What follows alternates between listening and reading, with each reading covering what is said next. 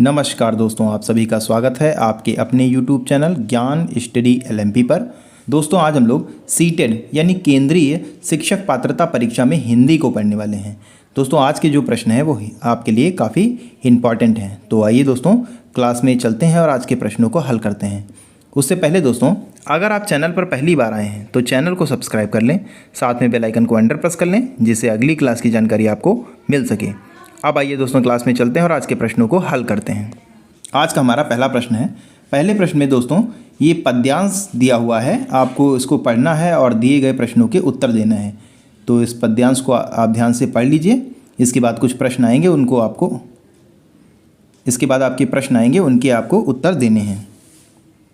आज का हमारा पहला प्रश्न है, कवि उन्हें नमन कर रहा है जो दूसरों को प्रेरणा देकर मरते हैं।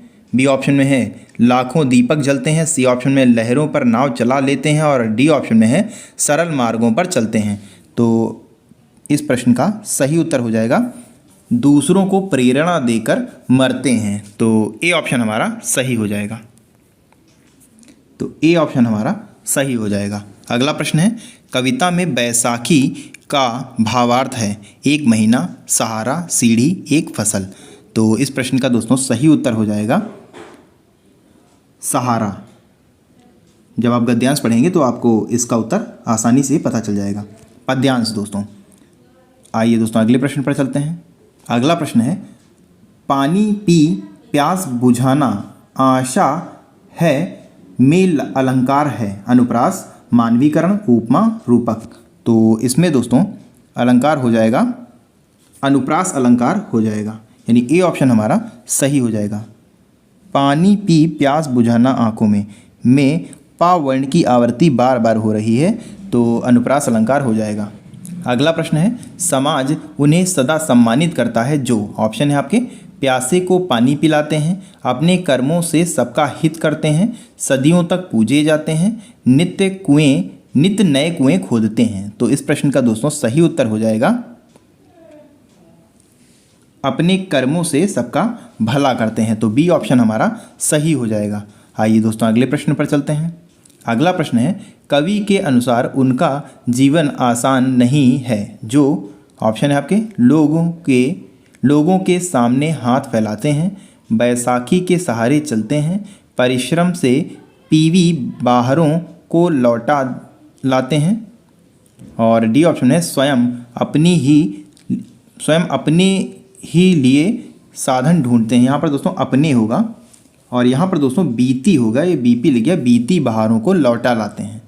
तो इस प्रश्न का दोस्तों सही उत्तर हो जाएगा, इसमें दोस्तों परिश्रम से बीती बहारों को लौटा लाते हैं। तो सी ऑप्शन सही हो जाएगा।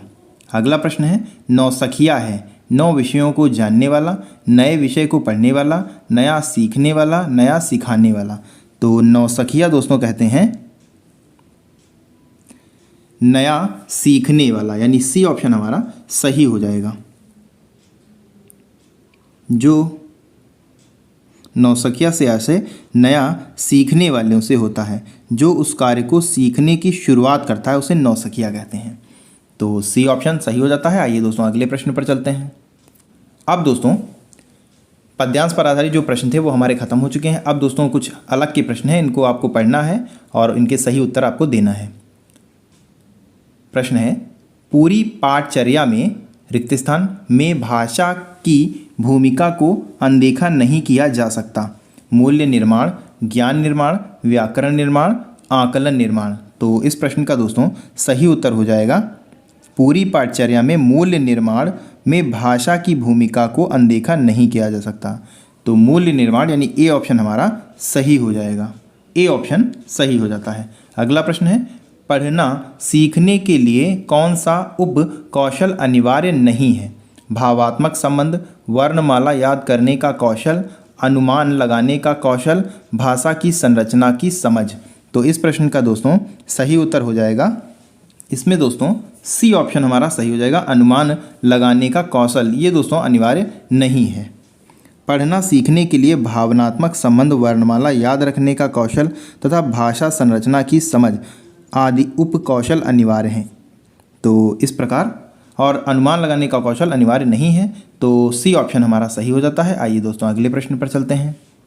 अगला दोस्तों प्रश्न है, प्राथमिक कक्षाओं के भाषा शिक्षक होने के नाते आपकी सर्वाधिक महत्वपूर्ण भूमिका है। ऑप्शन है आपके, ए ऑप्शन में है बच्चे की भाषाई क्षमता के विकास के लिए तरह तरह की अवसर जुटाना, बी ऑप्शन में है बच्चों को वाद विवाद के लिए तैयार करना, सी ऑप्शन में विद्यार्थियों को सर्वाधिक अंक प्राप्त करने के लिए तैयार करना, और डी ऑप्शन में है कक्षा में पाठ्य पुस्तक का अच्छी तरह निर्वाह करना। तो इस प्रश्न का दोस्तों सही उत्तर हो जाएगा, इसमें दोस्तों ए ऑप्शन हमारा सही हो जाएगा, यानी ए ऑप्शन हमारा सही हो जाएगा।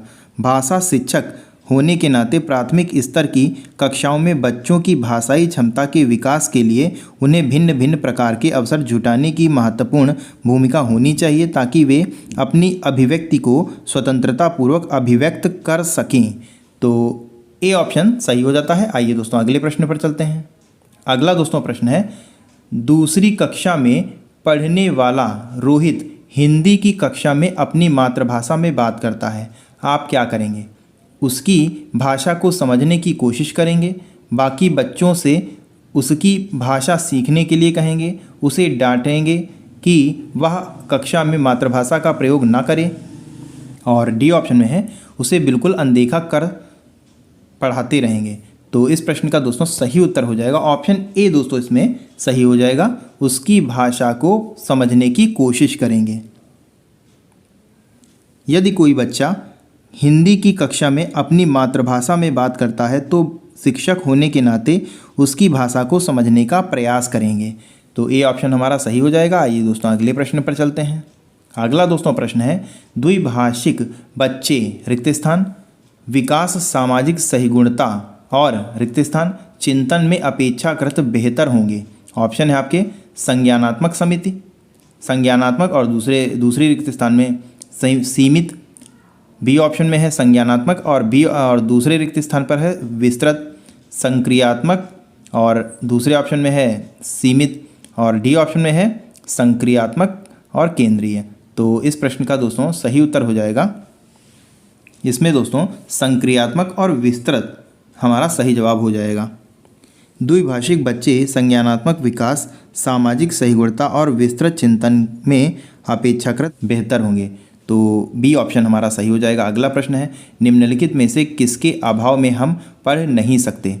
लिपि से परिचय, बरखंडी से परिचय, वर्णमाला के क्रमबद्धता का ज्ञान, और डी ऑप्शन में है संयुक्ताक्षर की पहचान। तो इस प्रश्न का दोस्तों सही उत्तर हो जाएगा, सर्वप्रथम पढ़ने के लिए लिपि से परिचय करना अनिवार्य है। बिना लिपि से परिचय करे हम पढ़ नहीं सकते, क्योंकि भाषा चिन्हों व प्रतीकों में बद्ध होती है। तो ए ऑप्शन हमारा सही हो जाएगा। आइए दोस्तों अगले प्रश्न पर चलते हैं।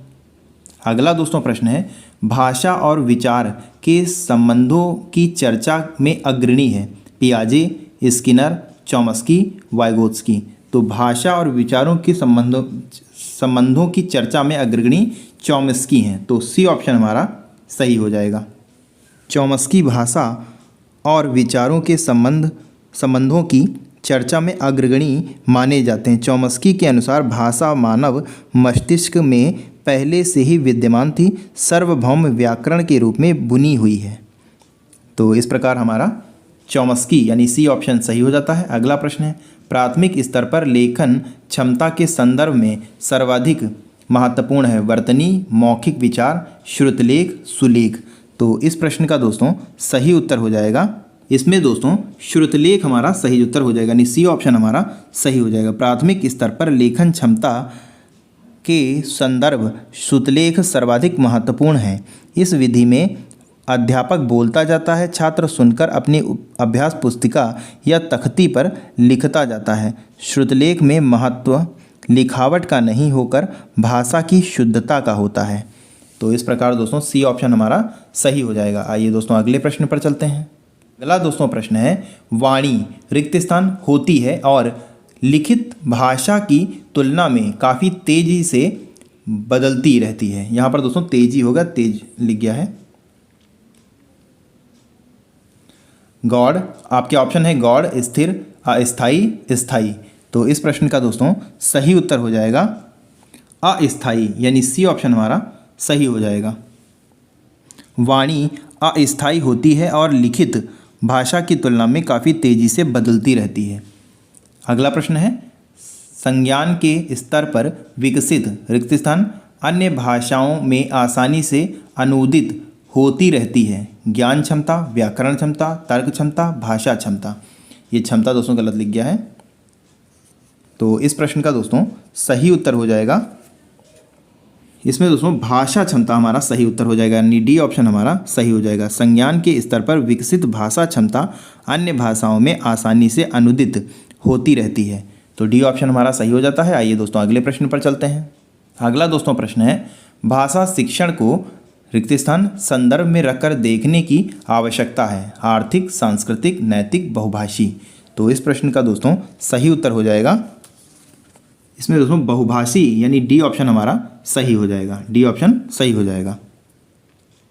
भाषा शिक्षण में बहुभाषी के संदर्भ में रखकर देखने की आवश्यकता होती है, डी ऑप्शन सही हो जाता है। अगला प्रश्न है, वैदेही वनवास किसकी रचना है?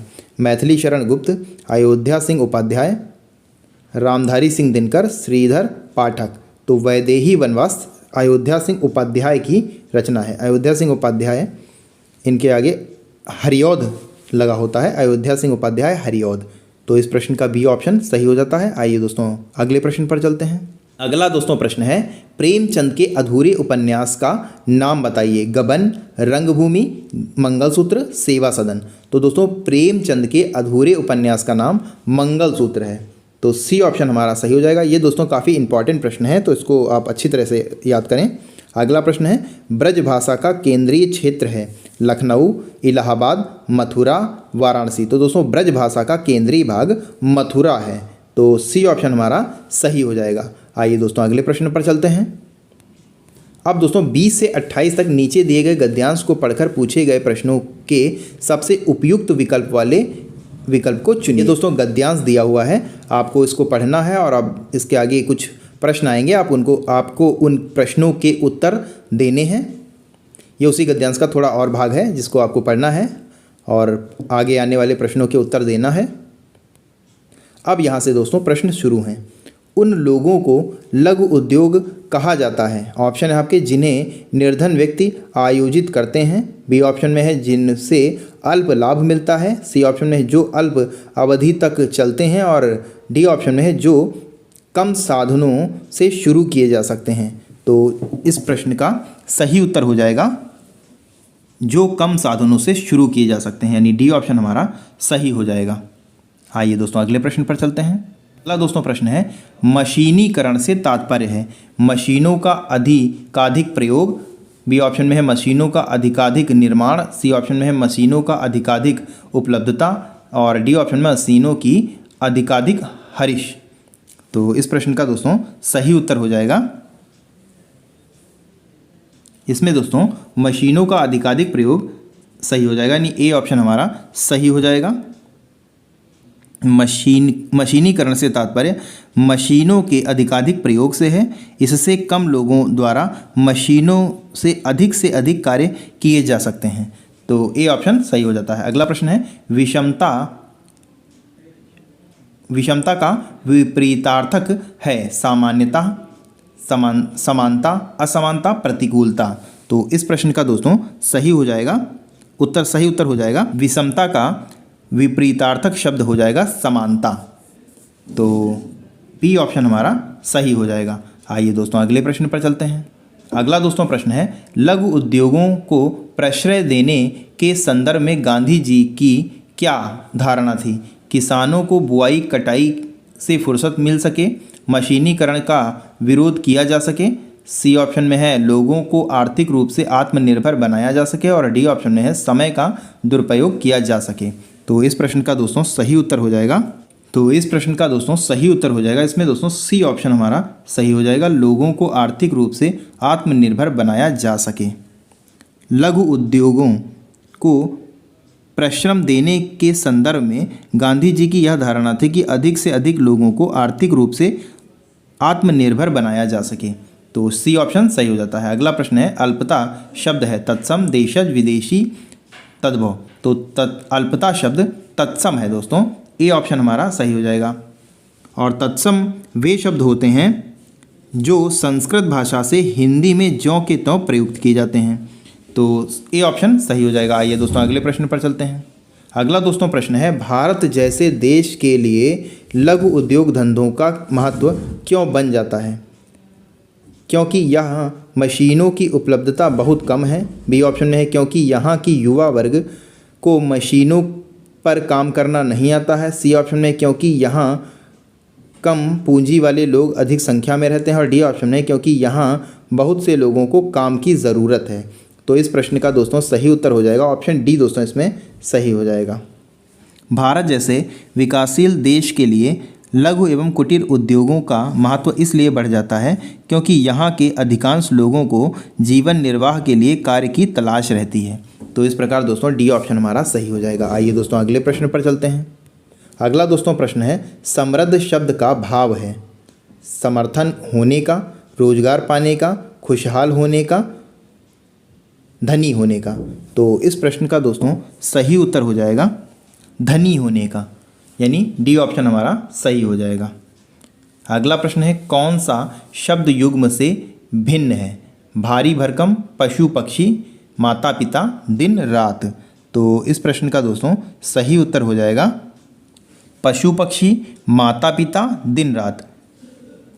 सभी शब्द युग्म एक दूसरे के विपरीतार्थक हैं, जबकि भारी भरकम अलग प्रकार का शब्द युग्म है तथा एक दूसरे के समानार्थी हैं। तो इस प्रश्न का ए ऑप्शन सही हो जाएगा।